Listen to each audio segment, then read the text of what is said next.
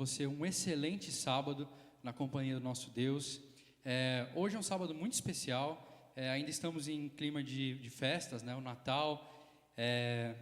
E hoje, né, eu já quero, como eu sempre faço no ano inteiro, né, na verdade, eu quero pedir que você já se inscreva no nosso canal. Aproveita que a gente está nesse clima de festas, pega a sua família, senta aí no sofá e se inscreve no nosso canal, ativa o sininho de notificações, porque quando você ativa o sininho e você coloca um gostei, o YouTube entende que você gosta do nosso conteúdo e ele vai começar a te mandar mais vídeos, ele vai te notificar todas as vezes que a gente postar um vídeo. E você também pode nos acompanhar no Instagram, né? Lá você acompanha todas as nossas programações, nossa agenda, as fotos do culto, todos os agendamentos que a gente tem. Tá? Então, agora nós vamos cantar alguns louvores. Se você conhecer, cante conosco e vamos fazer desse momento um momento especial de adoração e louvor a Deus.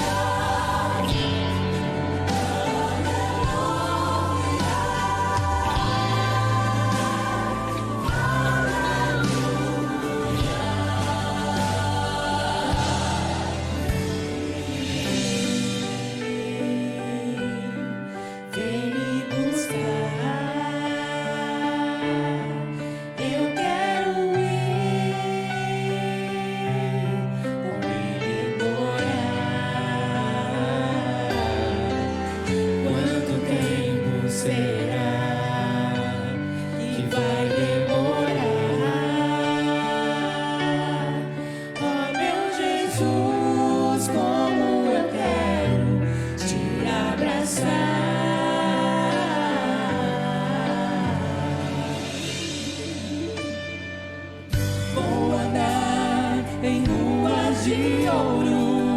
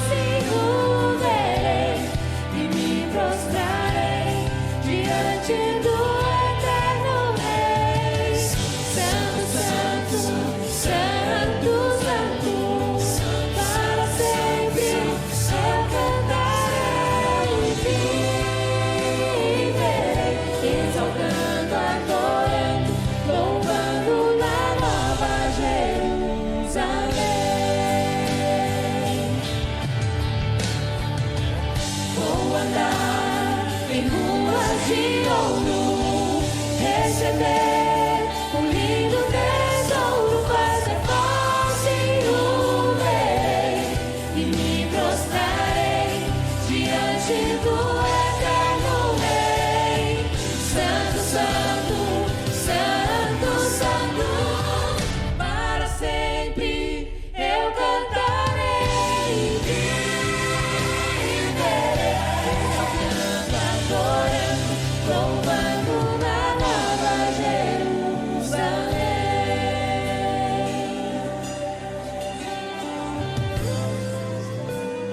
Santo, Santo, Santo, Santo, Santo.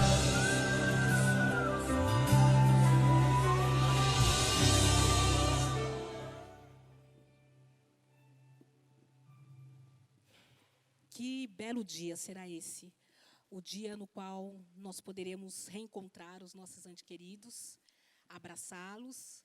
E como diz a letra dessa música que nós falamos, né? Quanto tempo ainda será? Mas nós não devemos esquecer o sacrifício que o nosso Jesus fez na cruz para salvar cada um de nós. O sacrifício que ele fez, quebrantado.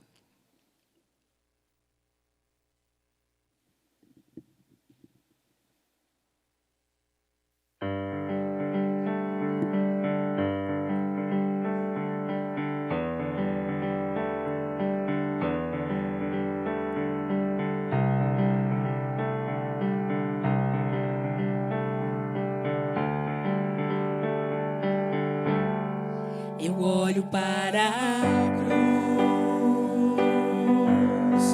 e para a cruz eu vou do seu sofrer participar,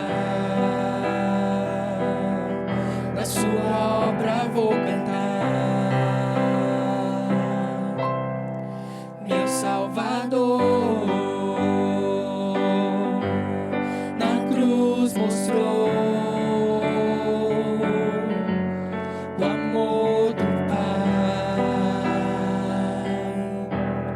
do justo Deus.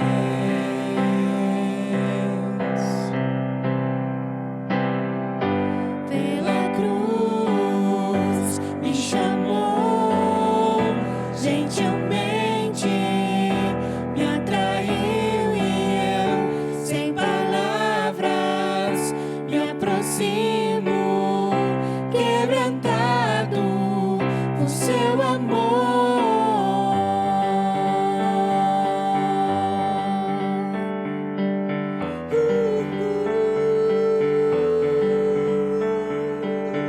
Jesus,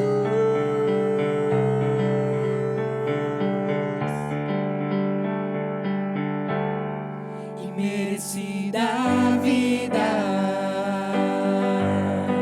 de graça recebi, por sua cruz, da morte me livrou, trouxe minha vida.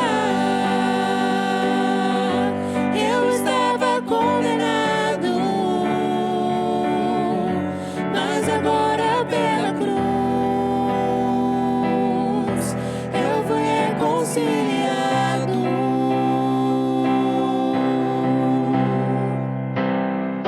Pela cruz me chamou, gentilmente me atraiu e eu, sem palavras, me aproximo, quebrantado por seu amor.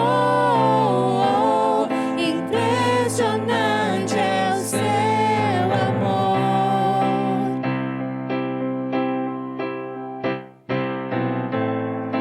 Me redimiu e me mostrou o quanto é fiel.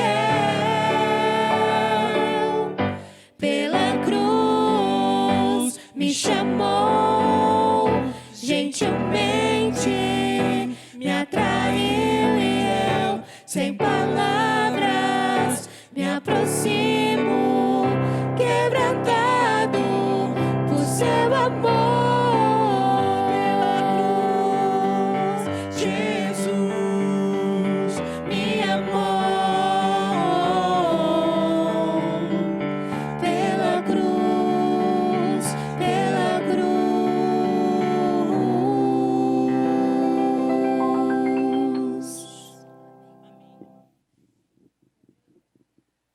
meu Jesus. Jesus é tudo para mim. Jesus é o meu caminhar, Jesus é o meu deitar, Jesus é o meu levantar.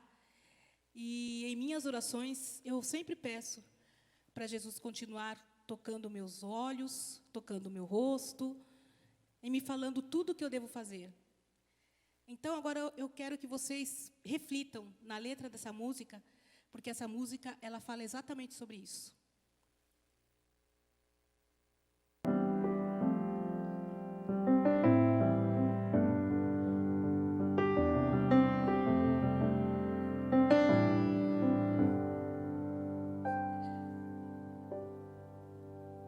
Cristo, eu preciso de ti, sonho em poder te tocar.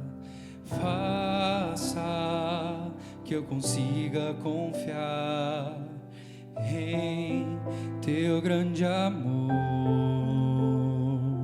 Põe em mim tuas mãos e com teu toque, Senhor, vem me curar.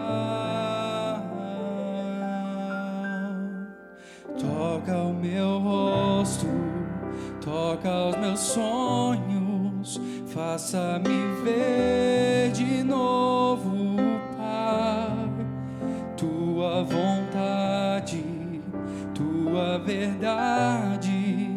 Eu quero ver a tua luz.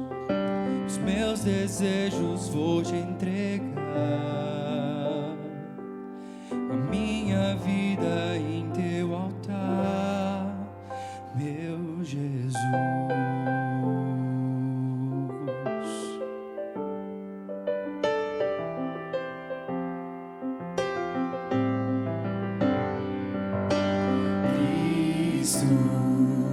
Eu preciso de ti, sonho em poder te tocar.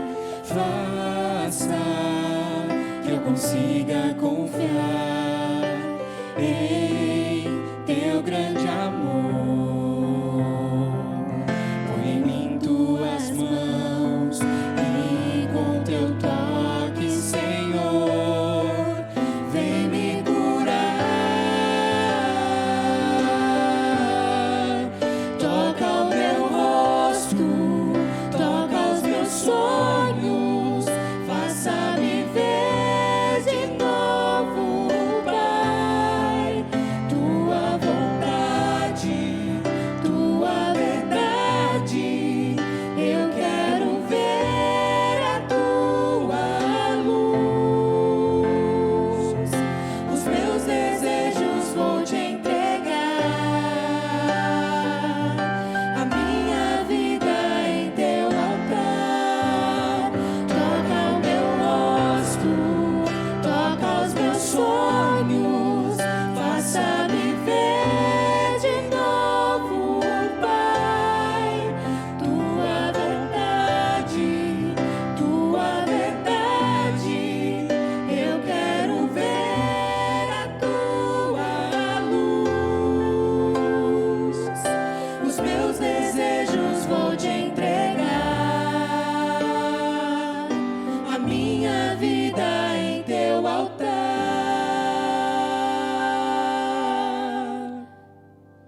Meu Jesus.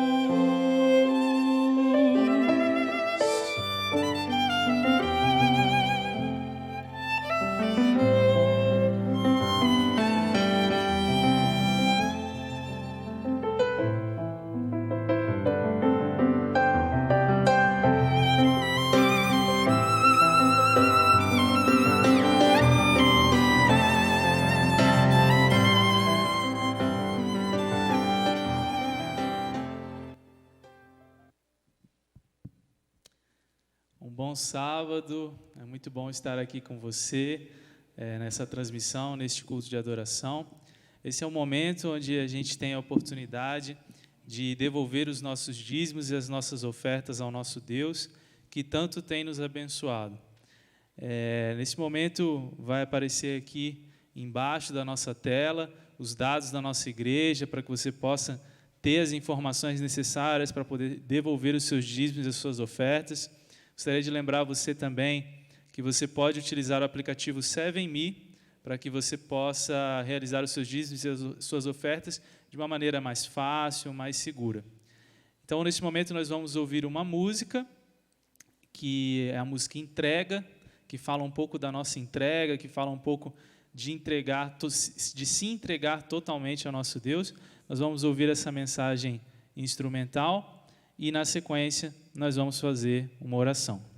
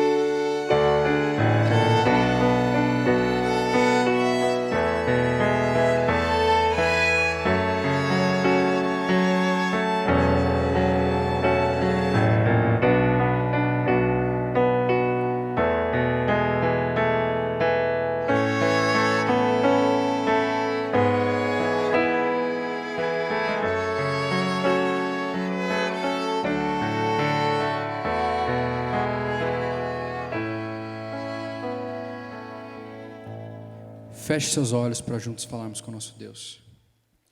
Santo e eterno Deus, muito obrigado por tudo que tem feito por nós. Senhor, te pedimos em especial pelos dízimos e pelas ofertas que aqui foram feitos. Senhor, abençoe cada doador e também aqueles que não puderam doar. Senhor, abençoe cada um que está presente aqui nessa live e também aqueles que não puderam estar. Nos dê um ótimo sábado na tua companhia. Tudo isso que pedimos e te agradecemos, não porque haja mérito em nós, mas no teu nome. Amém.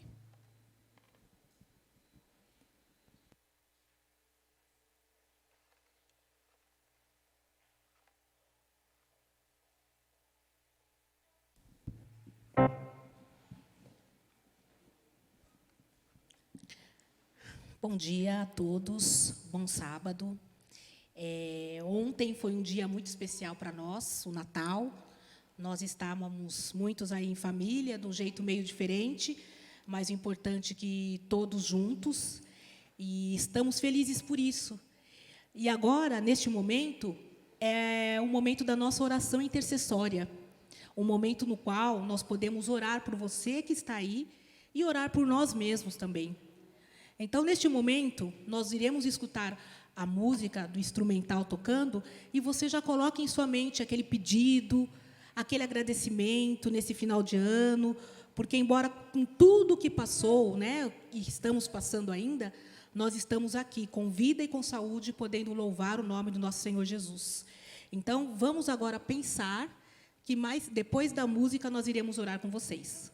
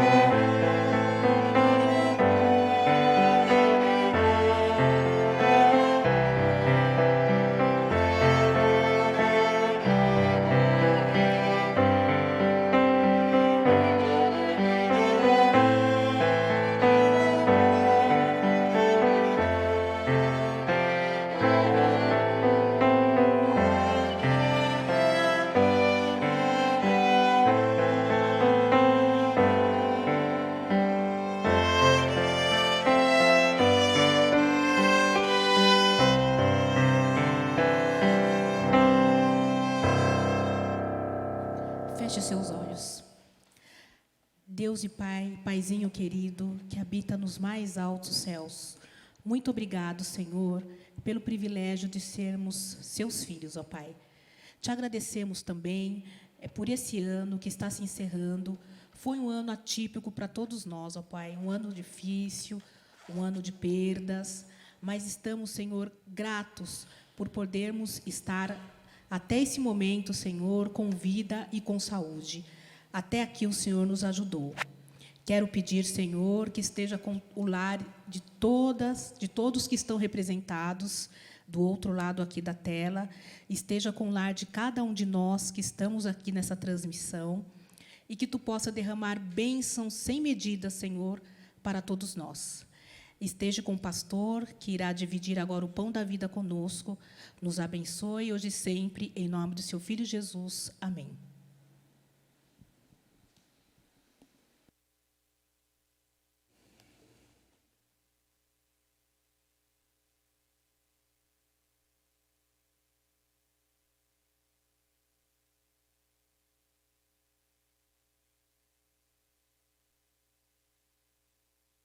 Ufa! Eu acho que essa é a melhor expressão para esse dia que a gente está vivendo, para esse sábado que nós chegamos, enfim. 2020 chegou ao seu final. Esse é o último sábado do ano. E você que acompanhou a nossa caminhada até aqui, você na sua caminhada, cada um de nós na nossa caminhada individual, podemos nos considerar vencedores nesse ano quando ele se finda. Eu não sei como esse ano afetou o seu lar, Eu não sei como esse ano afetou a sua vida. Eu não sei como esse ano afetou os seus negócios, o seu trabalho. Mas eu tenho certeza que esse não foi o ano que você planejou quando ele estava começando. Na realidade, quem de nós imaginaria, no Natal do ano passado, de 2019, que nós viveríamos um ano como esse que nós vivemos? Quem imaginaria, no Natal do ano passado, quando estivemos com a nossa família, com os nossos amigos, ou mesmo nos nossos rituais de passagem de final de ano, quantos imaginaríamos o ano que nos esperava, 2020? Isso nos traz profundo respeito com o tempo que vivemos. E também nos incomoda um pouco, e talvez nos traga algum tipo de insegurança natural, em relação ao que nos espera 2021, não é? Qual vai ser a próxima surpresa na minha casa, na sua casa, na minha vida, na sua vida? Não só na nossa vida, mas na nossa sociedade, no nosso planeta. Então é com muito respeito que eu começo o culto dessa manhã, dizendo, ufa, a gente conseguiu chegar até aqui. Quando tudo isso passar, já não seremos todos nós. Quando tudo isso passar, já não seremos todos nós. Essa foi a fala que me veio à mente no início dessa pandemia. De lá para cá, março de 2020, até hoje, realmente já não somos mais todos nós. Alguns de nós perdemos pessoas que amávamos, próximas a nós, e outras pessoas conhecidas, ou conheceram pessoas que perderam entes queridos. E no meio dessa nova realidade, que mensagem eu poderia trazer para a minha igreja nesse último sábado do ano? Nós passamos 6 meses juntos, desde que cheguei nesse distrito, em julho desse ano.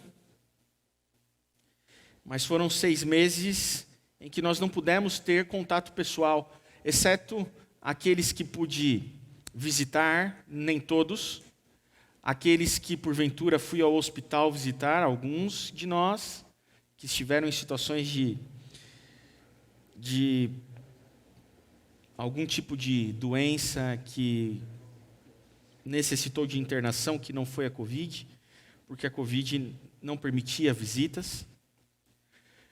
Talvez a liderança das igrejas do nosso distrito foi com quem eu tive mais contato, e essas pessoas guerreiras que estão aqui atrás dessas câmeras nesse momento, que participaram arduamente das transmissões desses cultos, para que de alguma maneira a sua saúde espiritual aí no seu lar pudesse ser atendida. E aqui eu preciso, sem mencionar nomes, porque pecaria com certeza, agradecer todos aqueles que passaram por aqui. A nossa equipe de louvor, o nosso Ministério da Música, os nossos instrumentistas, a nossa banda. E a gente termina o ano com algum saldo positivo, sim, porque nós terminamos o ano com uma orquestra que se formou durante essa pandemia. Nós terminamos o ano com almejando uma banda, que já foi decidido que teremos. Nós terminamos o ano com uma equipe de mídia. Nós terminamos o ano com alguma melhora na nossa infraestrutura técnica de transmissão. Então, só posso agradecer a Deus por uma quantidade enorme de circunstâncias em que nós pudemos crescer durante esse período da pandemia, durante esses meses que passamos com as portas fechadas. Antes de ler o texto e orar, eu quero saudar mais uma vez as igrejas do nosso distrito. Eu quero saudar e mencionar aqui a igreja do Parque Jaguara, os nossos irmãos do Parque Jaguara, preciso saudar os nossos irmãos da Vila dos Remédios, saudar os nossos irmãos do Jardim de Abril, saudar os nossos irmãos do Jardim Oriental e saudar os nossos irmãos daqui da Igreja do Jaguaré, que nesse momento que você está se conectando com a gente, Cristo Jesus possa se fazer presente aí no seu lar. Eu quero convidar você a abrir sua Bíblia no livro de Salmos, no capítulo 11, e nós vamos ler 4 versículos desse salmo, os 4 primeiros versículos, Salmo 11, verso de 1 a 4. E enquanto você procura aí na sua Bíblia, ou então se prepara para ouvir a leitura que vou fazer, eu quero convidar você mais uma vez a se inscrever no nosso canal. Nesse canal aqui no YouTube. Eu quero convidar você a curtir esse vídeo. Quero convidar você a compartilhar esse vídeo. E se você quer ter mais informações sobre aquilo que acontece no Distrito do Jaguaré, você pode também seguir a gente no @IASDJaguaré no nosso Instagram. Eu creio que, de alguma maneira, vai aparecer aqui na tela para você as nossas mídias sociais. As nossas mídias sociais. O nosso Facebook, o nosso Instagram. Se não agora, durante o culto, vai aparecer aqui para você. Se inscreve no nosso canal, segue a gente no Instagram. Mesmo durante esse período de final de ano e festas, a gente tem bastante coisa produzida para que você possa acompanhar. Dito isso, eu leio Salmo, capítulo 11, verso de 1 a 4, diz assim: No Senhor me refugio. Como dizeis, pois, a minha alma, foge como pássaro para o teu monte, porque eis aí os ímpios. Armam o arco, dispõem a sua flecha na corda, para as ocultas dispararem contra os retos de coração. Ora, verso 3. Destruídos os fundamentos, que poderá fazer o justo? No verso 4, Davi responde a própria pergunta que ele levanta. O Senhor está no seu santo templo, nos céus tem o Senhor o seu trono, e os seus olhos estão atentos, as suas pálpebras sondam os filhos dos homens. Quando tudo que é bom está destruído, quando os fundamentos são destruídos, quando a sociedade entra em caos, que poderá fazer o justo? Que poderá fazer o justo? Com essa reflexão e provocação de Davi, eu quero orar com você para começarmos a nossa mensagem. Feche seus olhos. Senhor Deus, nós estamos aqui mais uma vez, no final desse ano, com a Tua palavra aberta, e nós queremos pedir que o Senhor cuide de nós nesse momento, que o Teu Espírito ilumine a nossa mente, que abra o nosso entendimento, e que nesse momento, a nossa atenção, a nossa dedicação, o nosso interesse, naquilo que vai ser lido e dito aqui nessa manhã, possam dizer se cremos mesmo que o Senhor está entre nós ou não. É o que eu te peço por Jesus. Amém. Ora, destruídos os fundamentos, que poderá fazer o justo? Eu vou ler esse trecho na versão da Bíblia, no Salmo 11, verso de 1 a 4, na Bíblia Viva, a tradução da Bíblia Viva. Uma excelente tradução. Diz assim: O Senhor é o meu lugar seguro, onde me escondo. O Senhor é o meu lugar seguro. O Senhor é o meu lugar seguro. É nele que me escondo, é nele que confio. É o que Davi está dizendo. Por que então vocês estão me dizendo? Por que então vocês estão me sugerindo? Fuja para as montanhas como um pássaro, lá você ficará em segurança. Por toda parte os homens que não temem a Deus preparam seus arcos, colocam as flechas contra as cordas e das sombras procuram atingir as pessoas honestas e justas. Quando a lei e a justiça, que são os alicerces da sociedade, são destruídas, o que pode fazer o justo? Verso 4. Mas o Senhor continua presente no seu santo templo. O Senhor tem o seu trono nos céus. Ele observa a vida dos homens com muita atenção. Seus olhos veem o interior de cada pessoa. Quando essa pandemia começou, março, talvez, de 2020, nós estávamos ainda tentando nos habituar com essa situação que estávamos vivendo. E nesse contexto, naquele início dessa pandemia, o então ministro da Saúde, Dr. Henrique Mandetta, você vai se lembrar, fazia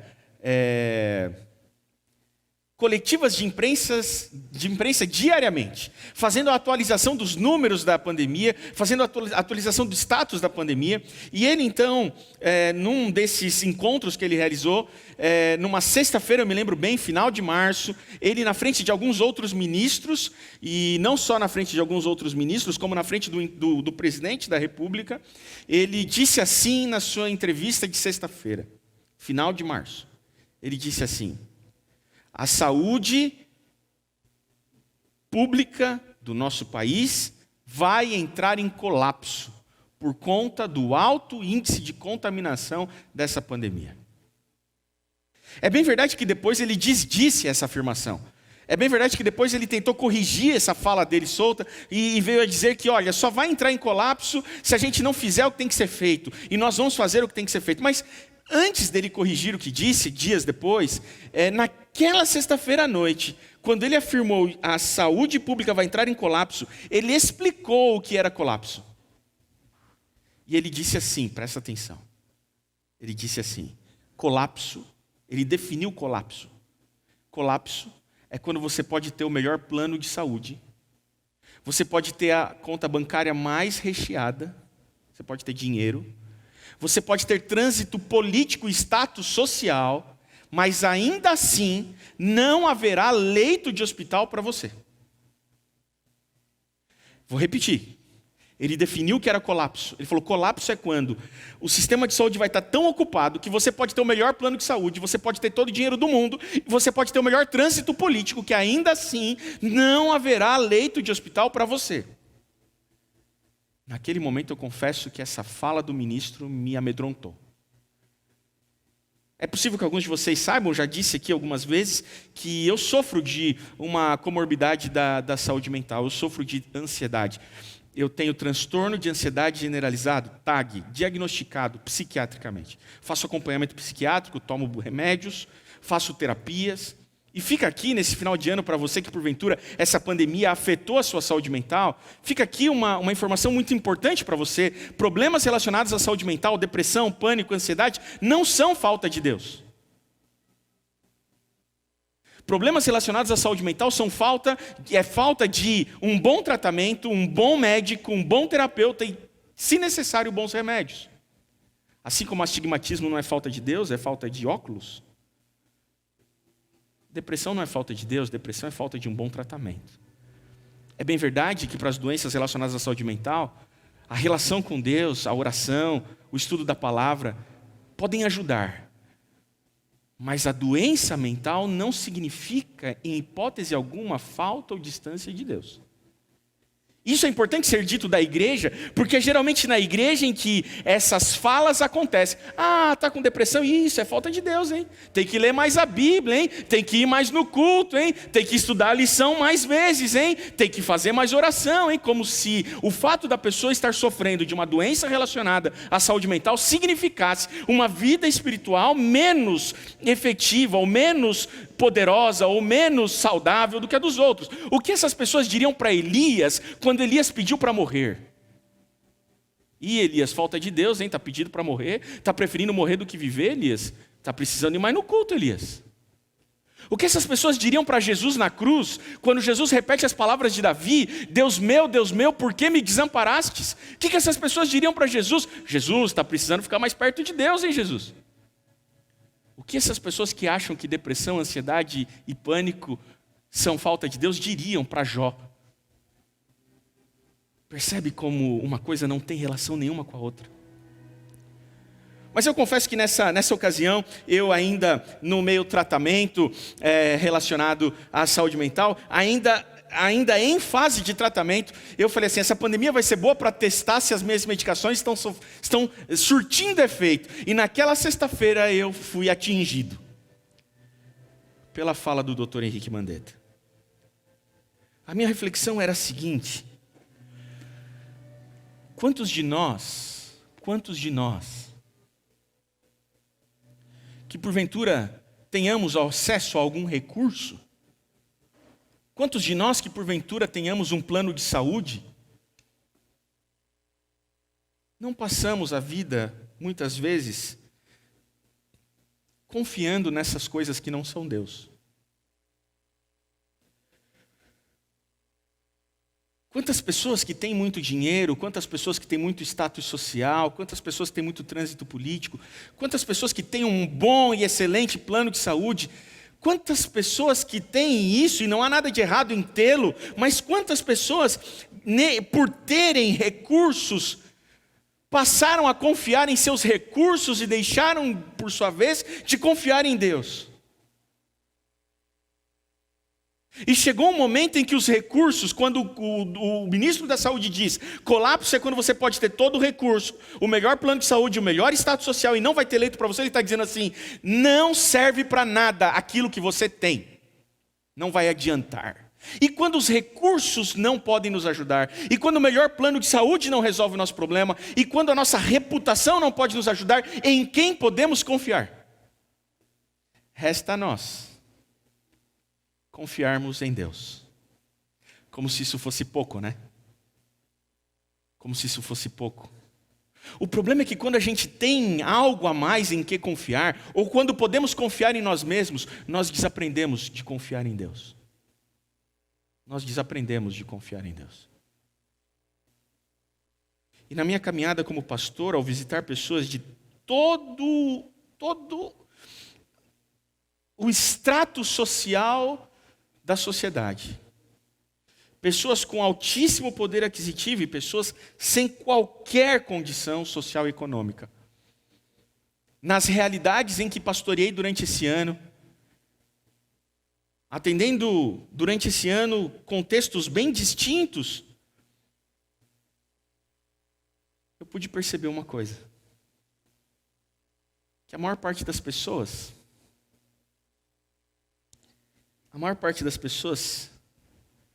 nunca tiveram nada além de Deus em que confiar de fato. A maioria das pessoas não tem um bom plano de saúde, a maioria das pessoas não tem algum recurso de economia guardado, a maioria das pessoas não tem um trânsito político, são ilustres desconhecidos, e estas sempre só tiveram Deus em quem confiar. E eu percebi uma coisa maravilhosa, que essas pessoas que nunca tiveram nada, elas tinham agora um travesseiro melhor para dormir em meio ao caos. Sabe por quê? Porque quando você não pode confiar em nada que você pode fazer e só resta Deus em quem você confiar, aqueles que estão mais acostumados a só confiar em Deus dormiram melhor, descansaram melhor. O Salmo de Davi, ele está dizendo mais ou menos isso, quando a gente lê na Bíblia Viva, numa versão mais familiar para o nosso contexto, ele vai dizer exatamente isso. Davi está dizendo assim, é o Senhor que é o meu lugar seguro onde me escondo. Eu não dependo do meu plano de saúde, eu não dependo da minha conta bancária, eu não dependo do meu status social. É o Senhor em quem eu sempre dependi, de quem eu sempre dependi. Ele é o meu lugar onde eu me escondo. E aí ele pergunta, por que então vocês estão me dizendo, fuja para as montanhas como um pássaro, porque lá você vai ficar em segurança? Davi estava sendo perseguido, ele podia morrer. Então seus amigos disseram assim para ele, Davi, foge para as montanhas, lá é seguro. E Davi responde para eles assim, eu não vou fugir para as montanhas, sabe por quê? Porque eu não confio nas montanhas. Eu não vou fugir para as montanhas, sabe por quê? Porque as montanhas não são Deus. Eu não preciso fugir para as montanhas, sabe por quê? Porque eu ainda confio no Deus que está cuidando de mim.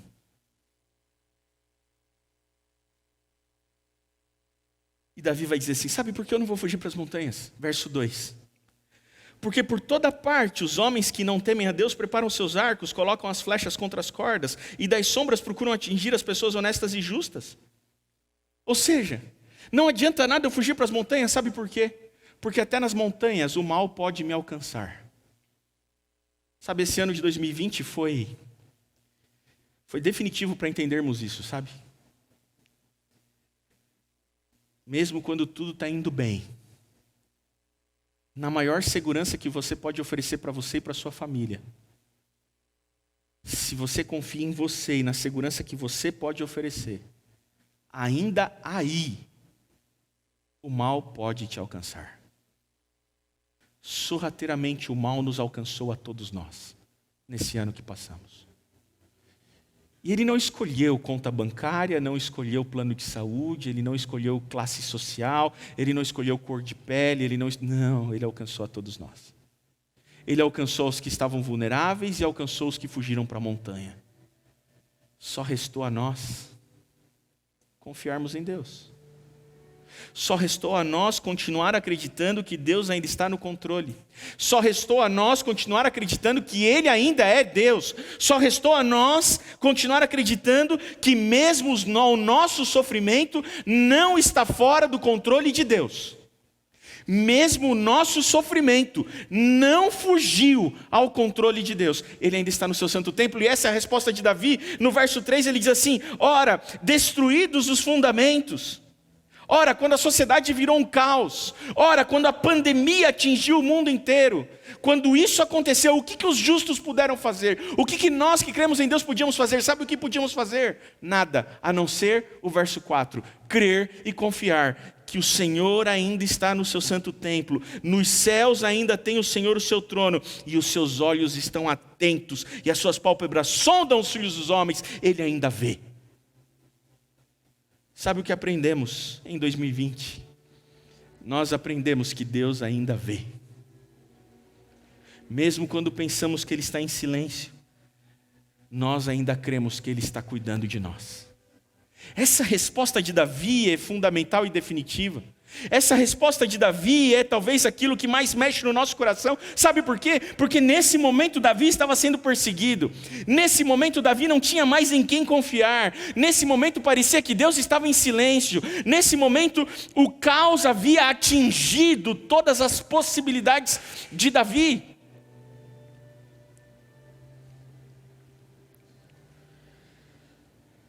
E a resposta de Davi é: eu ainda creio.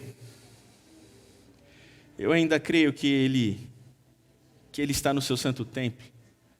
Eu ainda creio que Ele está no seu trono. Sabe o que isso significa? Eu ainda creio que Ele é Deus. Eu ainda creio na sua soberania.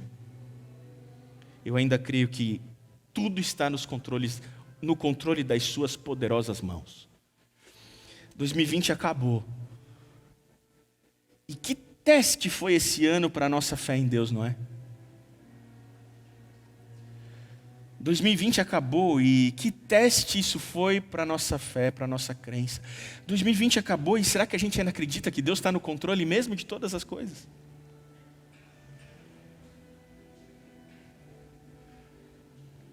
Sabe,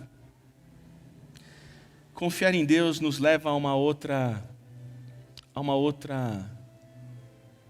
postura e atitude diante da vida.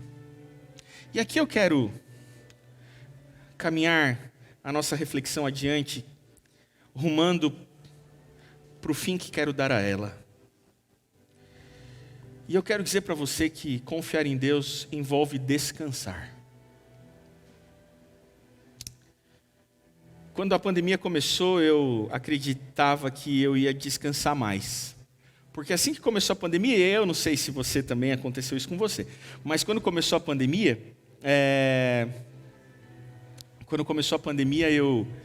eu achei assim, bom, deu lockdown na cidade, e como deu um lockdown na cidade, eu achei assim, tudo vai fechar, o comércio vai fechar, as coisas vão fechar.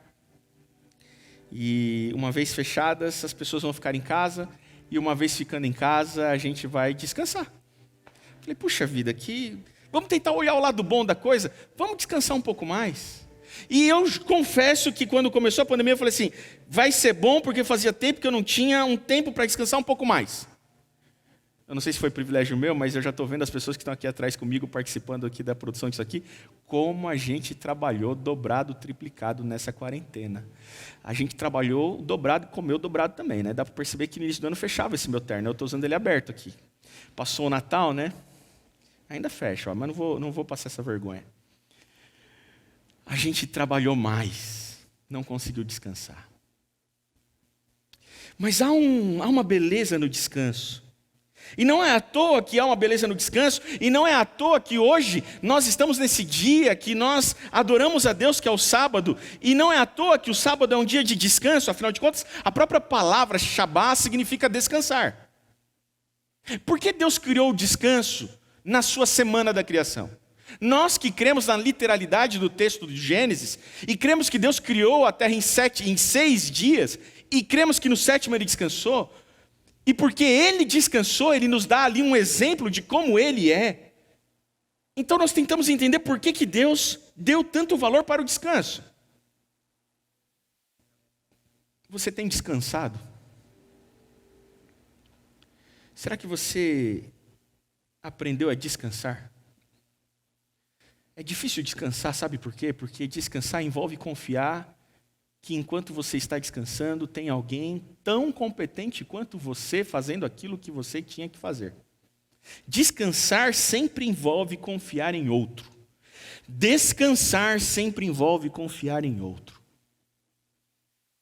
É por isso que Davi no Salmo 13 ele vai dizer assim: eu me deitei e dormi e acordei porque o Senhor me sustentou.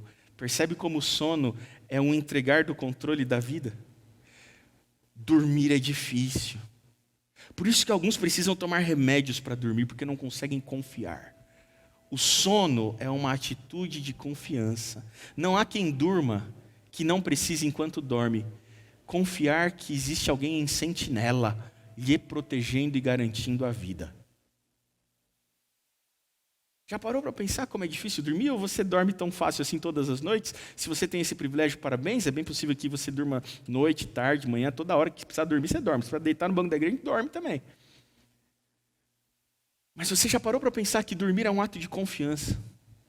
Porque dormir é descansar, e descansar é confiar em outro. Por isso é tão difícil descansar. Porque a gente não costuma confiar em outro que não sejamos nós mesmos. A gente não consegue confiar em outras mãos, porque achamos que nenhuma outra mão é tão competente quanto a nossa. Quando Deus descansa no 7º dia, Ele está dizendo assim: meus filhos, eu não sou workaholic. Quando Ele descansa no sábado, Ele está dizendo assim: meus filhos, eu não sou viciado em trabalho. Trabalho é bom, mas descansar é melhor. E essa é a filosofia judaica. Há um rabino que admiro tanto as suas obras, chamado Joshua Abraham Heschel. E Heschel, no seu livro, talvez a mais elegante obra sobre o sábado, um rabino judeu nascido nos Estados Unidos, Heschel, na sua obra O Shabbat, ele vai dizer assim, que para a filosofia, o bom é o que há de mais importante. No entanto, na visão de mundo judaico-cristã, na filosofia judaica, o bom é a segunda coisa mais importante, porque para a filosofia judaica o mais importante é o sagrado. O sagrado é maior do que o bom. E aí ele vai dizer assim, no texto bíblico e na criação, Deus diz que os 6 dias de trabalho são bons. Mas quando chega no 7º dia, o dia do descanso, ele não diz que é bom. O 7º dia ele fê-lo santo. Ele disse assim: descansar é sagrado. Sabe qual que é a lição que Deus está dando no Éden? A lição que Deus está dando no Éden é a seguinte: a lição que Deus está dando no Éden é: trabalhar é bom, mas descansar é sagrado. Trabalhar é bom, mas descansar é sagrado. Trabalhar é bom, mas descansar é mais do que bom. Se você tiver que abrir mão de um ou outro, abra mão do trabalho, não do descanso. Mas a nossa sociedade mudou tudo isso. A nossa sociedade fez parecer que o trabalho é mais importante do que o descanso, a ponto de termos vergonha de dizer que estamos descansando. A gente gosta de dizer que está trabalhando. Você tirou férias? Não, faz 3 anos que eu não tiro férias, só trabalho. E a gente fala com orgulho. Durmo só 3 horas por noite e acelera São Paulo e vamos embora. A gente gosta disso. A gente tem dificuldade de admitir que a gente descansa, porque a gente não dá o devido valor ao descanso. Será que você está precisando descansar um pouquinho mais? Será que você está precisando pegar um pouquinho mais leve com você mesmo? A gente não descansa porque a gente não confia. Quando Deus nos criou, Ele estabeleceu o descanso como algo sagrado para que o homem funcionasse corretamente. Para que a humanidade operasse em perfeição, precisava haver o descanso, a pausa, a cessação. E o texto sagrado diz que Ele atribuiu a esse dia de descanso uma bênção especial. Ele santificou abençoou e descansou no dia do sábado, diz Gênesis capítulo 2. Quando nós nascemos na sociedade pós-lapso, na sociedade pós-queda, na sociedade do pecado, quando nós nascemos, dispara um cronômetro na nossa vida. E é um cronômetro que corre em contagem regressiva. E essa contagem regressiva nos atormenta. Porque nós achamos que nós precisamos ser Deus. E quer que eu diga uma coisa para você?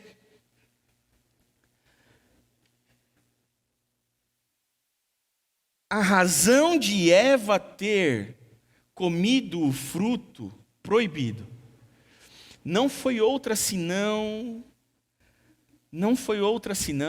a vontade de que fosse real a promessa da serpente para ela. A serpente tentou enganar Eva de todas as maneiras, mas sabe onde a serpente convenceu Eva? A serpente convenceu Eva quando disse assim: se você comer desse fruto, certamente sereis como Deus. Certamente sereis como Deus. Quando Eva ouve aquela proposta, e ela diz assim: como é que é? Eu vou ser como Deus. Sim, se você comer desse fruto, certamente sereis como Deus. Eva sabia que se comesse do fruto morreria. Eva sabia que se comesse do fruto, ela passaria a ter finitude. Eva sabia que ela perderia a eternidade se comesse do fruto. Mas ela vislumbrou a possibilidade de ser Deus. E Eva trocou a eternidade pela ilusão de que podia ser Deus. A ilusão de que podemos ser Deus nos fez aceitar a finitude humana, que até hoje é mal resolvida para nós. Até hoje, nós ainda acreditamos e vivemos na ilusão de que podemos ser como Deus.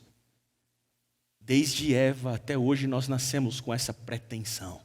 E a nossa vida é uma busca incessante por sermos como Deus. A nossa vida é uma busca incessante por poder como Deus pode. A nossa vida é uma busca incessante pela ilusão da divindade. E a ilusão da divindade nos move. E ela nos faz competir uns com os outros. E você percebe como a ilusão da divindade ela nos faz não só competir, mas achar que podemos ser de fato como Deus. A gente acorda de manhã todos os dias e as marginais aqui em São Paulo parecem um êxodo diário. Carros saindo de todos os bairros da cidade entram nas marginais e todos eles estão se direcionando para onde? Todas as manhãs eles se direcionam, os carros, o transporte público, os carros coletivos, eles como um êxodo em busca do Deus do nosso século, o capital. Todos os dias nós vamos adorar o nosso Deus, o capital. Num êxodo para Faria Lima, para Berrini, para Paulista, onde o Deus capital está. E todos os dias, como um ato de devoção e adoração, nós vamos lá. Sabe por que nós vamos lá? Porque nós achamos que podemos, em algum momento da nossa vida, ser Deus, como foi prometido para nós no Éden por Satanás, pela serpente. Certamente vocês serão como Deus. Essa ilusão de sermos como Deus faz com que a gente olhe para o lado e pense assim: a nossa vida não está dando certo. Outro dia eu estava assistindo aquele vídeo, 2 anos atrás, da Betina, e aqui eu não quero fazer nenhuma propaganda empíricos, aquela corretora de investimentos. Já estou fazendo merchan aqui, mas a Betina entrou num vídeo, e esse vídeo ficou famoso, porque a Betina falou: eu tenho 22 anos, ela começa o vídeo assim no YouTube, né? Eu tenho 22 anos e tenho 2 milhões. Eu parei e falei assim: como é que é? Eu tenho 22 anos e tenho 2 milhões. Eu pensei, na época eu tenho 30 e não tenho nem nada. E eu fiquei pensando, eu estou atrasado, porque nessa corrida, eu estou muito atrás dela, porque ela tem 22 e já tem 2 milhões, eu tenho 30, e se eu continuar sendo pastor da igreja adventista, eu nunca vou ter nada mesmo, porque o objetivo do ministério pastoral na igreja adventista não é enriquecer ninguém. Então eu escolhi ser pastor, talvez se eu fosse pastor de outra igreja até enriqueceria, mas aqui não rola. Aqui não rola porque não é esse o objetivo do ministério pastoral dessa igreja. E eu fico pensando assim, eu estou perdendo. Sabe por quê? Porque a vida, a lógica dessa vida que vivemos é uma lógica baseada no jogo da vida, é o jogo baseado no quem morreu com mais brinquedos ganhou o jogo. Quem morreu com mais brinquedos ganhou o jogo. Que lógica tem essa vida? Onde quem morre com mais brinquedos ganhou o jogo. E todos os dias a gente está correndo atrás disso, aquilo que a Bíblia vai dizer que é correr atrás do vento. Sabe por quê? Porque a gente faz dessas coisas o nosso Deus. A gente desacostumou de confiar em Deus porque a gente pode confiar num plástico que tem um limite infinito para alguns. A gente deixou de confiar em Deus porque a gente pode confiar num cheque que a gente assina. A gente deixou de confiar em Deus porque a gente começou a adorar outro Deus, como diz, e me perdoa se você não gosta, mas eu vim do Capão Redondo, então preciso mencionar. Como diz Mano Brown no seu Vida Louca Parte 2, Racionais MCs, ele diz assim: em São Paulo, Deus é uma nota. Você não conhece Racionais MCs? Então, joga lá depois. Em São Paulo, Deus é uma nota de 100. Mesmo aqueles que se dizem ateus do Deus da Bíblia, não são ateus de verdade, sabe por quê? Porque mesmo aqueles que dizem não crer em Deus, eles fazem de outras coisas o seu Deus. Há aqueles que dizem não crer em Deus, mas fazem do dinheiro o seu Deus. Há aqueles que dizem não crer em Deus, mas fazem do seu status social o seu Deus, da sua reputação o seu Deus. Há aqueles que dizem não acreditar em Deus, mas fazem da ciência o seu Deus. Há aqueles que dizem não acreditar em Deus, mas fazem das ideologias políticas o seu Deus. Há aqueles que dizem não acreditar em Deus, mas fazem de si mesmos o seu próprio Deus. Porque lá no Éden, nós trocamos a eternidade pela ilusão de que podíamos ser como Deus. E só há uma maneira de encontrar sentido na vida aqui. E o caminho para encontrar sentido para a existência é a desilusão, a decepção, a humilhação, o reconhecimento de que nós não somos Deus e que existe um Deus que transcende a nossa existência, que transcende a nossa humanidade. E é quando reconhecemos que não somos Deus, que deixamos então que Deus seja Deus. Talvez esteja difícil confiar em Deus para você, e às vezes difícil confiar em Deus para mim, sabe por quê? Porque nós confiamos mais em nós mesmos do que no Deus que nós dizemos crer. Porque ainda fazemos de nós mesmos o nosso Deus. Ou de outras coisas, o Deus da nossa vida. Quem é o Deus da sua vida? Quem é o Deus que você confia? Davi, no Salmo 11, ele diz assim, por que eu vou fugir para as montanhas? O Senhor é o meu lugar seguro. Eu não preciso ir para as montanhas, Salmo 11, verso 4. Ou melhor, Salmo 11, verso 1. Eu não preciso ir para as montanhas, sabe por quê? Porque as montanhas vão fraquejar. Porque as montanhas não serão suficientes, sabe por quê? Porque as montanhas não são Deus. Quando Henrique Mandetta, como disse no início, disse que a saúde pública entraria em colapso, e colapso é quando você não pode confiar na sua conta bancária, você não pode confiar no seu plano de saúde, ou você não pode confiar no seu trânsito político, ele está dizendo assim para nós: o plano de saúde não é Deus, a sua conta bancária não é Deus, o seu status político não é Deus, então não basta confiar nisso, não se aferre a isso, e dorme melhor aqueles que nunca precisaram confiar nessas coisas, dormem melhor em uma pandemia como essa que vivemos, aqueles que nunca tiveram essas coisas, sabe por quê? Porque para estes, sempre só restou Deus em quem confiar de fato. Estes já estavam mais acostumados faz tempo a só confiar em Deus mesmo, porque sempre tudo que tiveram foi só Deus mesmo. Então na realidade pouca coisa mudou para estes, porque eles nunca tiveram mesmo nenhum privilégio. Esses que já estão acostumados a não ter privilégios, lidaram melhor com esse momento que vivemos, em que tudo parece que saiu do controle. Há poder no descanso. Porque quando eu descanso, eu estou dizendo assim, eu não confio em mim. Quando eu descanso, e hoje é um sábado, quando você fecha a porta do seu comércio no sábado, quando você decide não ir à faculdade no sábado, quando você abre mão de um emprego para guardar o sábado, quando você abre mão de fechar negócios por causa do sábado, quando você diz para o seu patrão assim, eu não vou responder os seus e-mails no sábado, sabe o que você está declarando para a sociedade? Você está declarando assim, eu não confio no mercado, eu não confio na minha empresa, eu não confio nos meus negócios, eu não confio na minha conta bancária, eu não confio na minha reputação, eu não confio nos meus estudos, eu não confio no meu patrão, eu confio em Deus que é meu mantenedor, meu sustentador e meu provedor. Por isso eu descanso, porque eu sei que Ele está no controle, que Ele ainda está no seu santo templo, Ele ainda está sentado no trono, Ele ainda é Deus.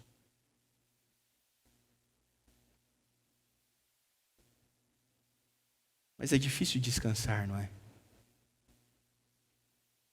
Porque realmente descansar é deixar que o outro cuide das coisas. E quando você acha que você é Deus, então quem melhor do que você para cuidar das coisas, né? Talvez você esteja precisando parar um pouquinho.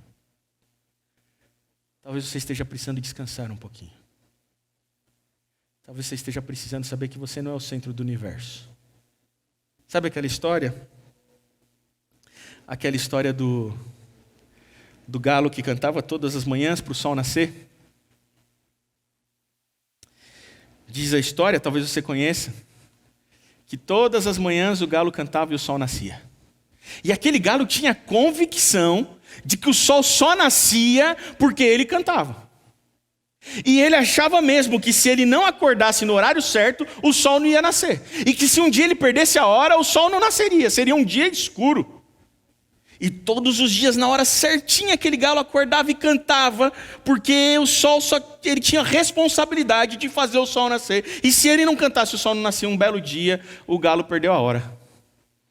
Dormiu mais do que devia. O despertador não tocou, ele colocou no soneca lá um pouquinho mais. E o celular foi tocando, ele perdeu a hora. E quando ele acordou, muito tempo depois do que ele costumava acordar, para surpresa dele, adivinhem, ele acordou e o sol já tinha nascido. E aquele foi um dia de profunda decepção para ele. Ele precisou fazer terapia depois disso. Porque ele falou, como assim? O sol nasce a despeito de mim. Não sou eu que faço o sol nascer? Então qual que é a minha razão de existir? Sabe o que eu preciso dizer para você? Talvez amanhã seja um dia de você perder a hora um pouquinho. Para você descobrir que não é você que faz o sol nascer. Para você descobrir que as coisas não acontecem só pelas suas mãos. Para você descobrir que tem mais gente que pode fazer o que você faz. Para você descobrir que você não é Deus. Para você descobrir que não é você que faz o sol nascer. Para você descobrir que existe alguém acima de você. Para você descobrir que você, na realidade, precisa de um Deus que cuide de você. Há um provérbio chinês, e a gente atribui ao provérbio chinês quando a gente não sabe o autor, não é? Mas há um provérbio chinês, atribuído aos chineses, que diz assim: quando você acha que você tem a vida das plantas na sua mão, porque você é dono do regador, Deus vem e manda chuva. Deus vem e manda chuva para mostrar que você não é dono da vida de ninguém, nem da sua própria vida. E que não adianta nada você ter o regador, porque o dono da chuva é Ele. E Ele faz descer a chuva sobre bons e maus quando Ele quer. A despeito de você. Confiar nesse Deus, e a maior demonstração de confiança nesse Deus é a capacidade de descansar. O problema é que a gente tem uma dificuldade enorme de descansar. Eu quero encerrar contando uma história para você. E a história que eu quero contar aconteceu no ano passado. Em outubro do ano passado, faz um ano. E eu queria que essa história, de alguma maneira, ajudasse você nesse final de ano também, como me ajudou no final do ano passado. No final do ano passado, eu estava numa outra igreja, e todos os anos, aquela igreja onde eu estava, a Comunidade Adventista da Nova Semente, eles levam um grupo de pessoas para participarem de missões transculturais. E essas missões transculturais, elas acontecem muitas vezes fora do país, mas às vezes também acontecem em outras regiões do nosso país, em que envolva algum trânsito cultural. E naquele ano de 2019, a gente decidiu não ir para fora do país, a gente decidiu ir com um grupo de pessoas para a Amazônia, para atender e realizar essa missão entre tribos indígenas que viviam como ribeirinhos à margem dos rios que banham a Amazônia. E a gente escolheu um lugar para ir, a gente escolheu o estado de Rondônia. E no estado de Rondônia existe uma cidade que faz divisa com a Bolívia, que é a cidade de Guajará-Mirim. E na cidade de Guajará-Mirim, ela é cortada por um rio, o rio Mamoré. O rio Mamoré ele é um afluente do rio Madeira. E por sua vez, o rio Madeira é um afluente do rio Amazonas. O rio Madeira é um rio imenso que banha Porto Velho, a capital de Rondônia. E o rio Guaporé, ou o rio Mamoré, porque eles têm em cada trecho um nome, mas o rio Guaporé ele também é um rio imenso. Em alguns trechos do rio parece um mar. Você está numa margem do rio e você não consegue enxergar outra margem. E nós somos com um grupo de 40 pessoas. A sua maioria médicos, alguns oftalmologistas para cuidar dos olhos, da visão daquelas pessoas, porque as pessoas que vivem nessas regiões de muito calor costumam ter mais problemas oftálmicos. Dentistas também, médicos, dentistas, enfermeiros, oftalmologistas. Um grupo de professores para, de alguma maneira, prover algum tipo de ensino para as crianças. Um grupo de pastores, eu e mais 2 colegas, que éramos pastores da comunidade. E um grupo de voluntários outros, de todas as idades. A nossa intenção não era ir às tribos indígenas para catequizá-los. A nossa intenção não era ir às tribos indígenas para convertê-los à nossa fé. A nossa intenção não era ir para as tribos indígenas para aculturá-los à cultura do branco, como eles chamam, do homem branco. A nossa intenção não era ir às tribos indígenas para colonizá-los espiritualmente. Não era essa a nossa intenção, e que isso fique claro. Porque essa é uma intenção ruim. A nossa intenção era ir àquele lugar e perceber os sinais do reino de Deus que são sinalizados para eles, mesmo antes da gente chegar lá. E trocar com eles, aprender com eles e eles aprenderem conosco, uma troca cultural. E de alguma maneira providenciar alguma assistência nas necessidades que eles julgassem necessárias, sejam elas de saúde ou de ensino, ou espiritual também.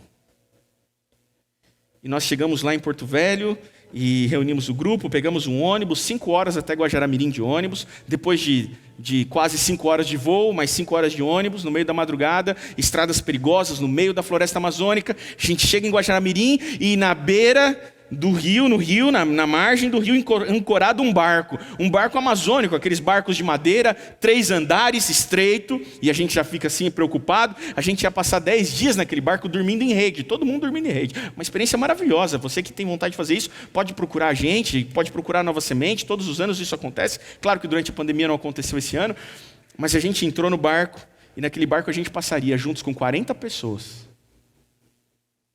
10 dias, tomando banho em 2 banheirinhos improvisados, comendo numa cozinha improvisada no barco e subindo o rio. 10 horas para chegar na primeira tribo subindo, coisa que para descer é 4, 5 horas, para subir o rio é 10 horas. E a gente subiu o rio, e enquanto a gente subia, a gente foi conhecendo a tripulação, homens da região. E o chefe da tripulação, eram 4 tripulantes, o chefe da tripulação era o seu Chico Capoeira. O seu Chico Capoeira tinha 72 anos de idade, iletrado, analfabeto. Nunca tinha ido a uma escola, mas conhecia aquele rio como ninguém. 72 anos e desde os 17 ele navegava naquele rio. Chico Capoeira, tem o telefone dele até hoje aqui comigo. E o seu Chico Capoeira começou a conversar com a gente, ele era mais falante, e enquanto a gente subia o rio ainda estava seco, porque ia começar o período de chuvas, o rio então estava baixo, tinha alguns barrancos, mas enquanto a gente subia o rio, começou um temporal, uma tempestade, e as tempestades amazônicas, para quem conhece a região, ou quem porventura esteja assistindo a gente que seja de lá, porque essa semana ainda alguém me cobrou, falou: pastor, você dá boas-vindas para as suas igrejas do distrito, e esquece da gente que mora aqui em Pernambuco, um especialmente lá de Recife, e que assiste os cultos do Jaguaré, e eu sei que tem gente de muitos lugares que assistem aos nossos cultos por aqui.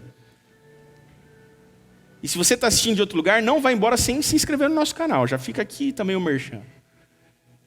E quem sabe como funciona as chuvas amazônicas no período de chuva? São temporais, chuvas amazônicas mesmo. Cai muita chuva e ela cai sempre no mesmo horário do dia. E as pessoas combinam mesmo assim: vamos sair à tarde? Vamos, antes ou depois da chuva? E a chuva cai, e ela cai intensamente por algumas horas, poucas horas, mas ela é capaz de fazer um estrago, e depois volta o calor. Diz que lá tem 4 estações, né? Calor, verão, mormaço e quentura. É mais ou menos isso mesmo. Calor, verão, mormaço e quentura. Mas diz que na fase do inverno, 6 meses de inverno, o que divide o inverno do verão é a chuva. E naquele dia, a gente subindo o rio, caiu um temporal, uma tempestade. E enquanto a tempestade caía, o seu Chico Capoeira estava lá embaixo com a gente, e tinha um outro tripulante comandando o barco. E subitamente, o barco pegou um barranco pela falta de visibilidade. E quando ele pegou o barranco é alto, estreito, ele virou. E quando ele estava virando, as malas já vindo toda para o outro lado, a gente apreensivo, já com gente querendo pegar colete. O barco quase tombou e voltou. Quando ele voltou para o estado normal, todo mundo em desespero, Chico Capoeira mandou encostar o barco na margem, começou a dar comandos, dizendo assim: faz amarração de proa, faz amarração de proa. Não sei explicar o que é amarração de proa, mas ele mandou fazer amarração de proa. Mas depois a gente descobriu que a amarração de proa é quando você amarra a frente e a traseira do barco, que não tem esse nome, tá? O barco não tem frente e traseira. É popa e proa, proa e popa, alguma coisa assim. Desculpa a minha ignorância. E aí a gente foi falar com o Chico Capoeira. E eu perguntei para o Chico Capoeira, assim, eu e o pastor Bruno Forks, que hoje é diretor lá do nosso campus, do NASP Campus 2, Engenheiro Coelho, querido amigo. E a gente perguntou para o Chico, falou assim, Chico, como é que faz? Quando cai uma tempestade, como é que faz para enfrentar a tempestade, Chico? Quando cai uma tempestade, como faz para enfrentar a tempestade? E o Chico olhou para a gente e falou assim, como é que é? Chico, quando cai uma tempestade, como que faz para enfrentar? Você conhece esse rio como ninguém, na palma da sua mão. Você vive aqui desde os 17 anos. Como é que faz para enfrentar a tempestade? O que você faz? Ele falou assim, enfrentar a tempestade? Enfrentar a tempestade. Ele falou, não. Tempestade não enfrenta, não. E eu falei assim, mas como assim, Chico, não enfrenta a tempestade? Você navega aqui desde quando? Não. Tempestade a gente não enfrenta. Eu falei, o que a gente faz então, Chico, quando tem tempestade? Ele falou, quando tem tempestade, a gente encosta o barco, faz a amarração de proa e aproveita para descansar. Eu falei, como é que é, Chico? Ele falou, é isso mesmo. Quando cai a tempestade é um sinal de que a gente está precisando descansar. Eu falei, como é que é, Chico? Ele falou, tempestade não enfrenta, tempestade a gente descansa e espera ela passar. Chico Capoeira, um homem de 72 anos de idade, iletrado, não crente em Deus, mas conhecedor como ninguém da natureza, que por sinal é a maior forma de revelação de Deus. Um homem iletrado, mas com uma sabedoria capaz de nos ensinar coisas espirituais. E naquele dia eu aprendi com o Chico Capoeira, sabe o quê? Que quando uma tempestade vem na nossa vida, isso não significa que a gente tem que enfrentar ela. Quando uma tempestade vem na nossa vida, isso significa que a gente precisa aprender a descansar. Sabe por quê? Porque quando a tempestade vem e a gente confia que existe um Deus que vai lutar por nós, a gente descansa enquanto Ele luta. O problema é que a gente não descansa porque a gente não confia que Ele vai lutar por nós. A gente não descansa porque a gente não acha que Ele é Deus. A gente não descansa porque a gente prefere confiar em nós mesmos do que nele. A maior demonstração que um homem pode ter de que confia em Deus é a capacidade de descansar quando tudo ao nosso redor está sendo despedaçado. Como diz o Salmo 11, quando tudo que é bom foi destruído, quando a nossa sociedade virou um caos, o que pode fazer um justo? Sabe o que Davi fala? O justo, ele confia que Deus está no seu santo trono, cuidando de tudo, e ele aproveita a tempestade para descansar e deixar que Deus cuide da tempestade. Sabe, eu não sei quantas coisas aconteceram na sua vida nesse 2020, durante essa tempestade que nós estamos vivendo e que parece que não acaba. Já teve momentos que eu quis lutar, já teve momentos que eu desisti de lutar, já tive momentos que eu confiei mais, já teve momentos que eu confiei menos, já teve momentos que eu consegui descansar, mas a tempestade continua. E enquanto essa tempestade continua, eu posso dizer como diz Davi, e o Senhor está no seu santo templo, o Senhor está sentado no seu trono, a tempestade está aí, mas Ele continua sendo Deus, a tempestade está aí, mas Ele ainda é soberano, a tempestade está aí, mas a tempestade não está fora do seu controle. Você é capaz de confiar em Deus assim? Se você é capaz de confiar em Deus assim, então você precisa aprender a descansar nele. Porque descansar é a maior demonstração de que você confia nele assim. E eu quero encerrar lendo esse salmo para você, esses 2 versos. E se você não entendeu nada do que eu te falei aqui nessa manhã, guarda esses 2 versos no seu coração, grifa ele na sua Bíblia. E sabe o que diz o Salmo 127, um salmo de Salomão, agora o filho de Davi? No Salmo 127, no verso 1 e 2 do Salmo 127, diz assim: se o Senhor não edificar a casa,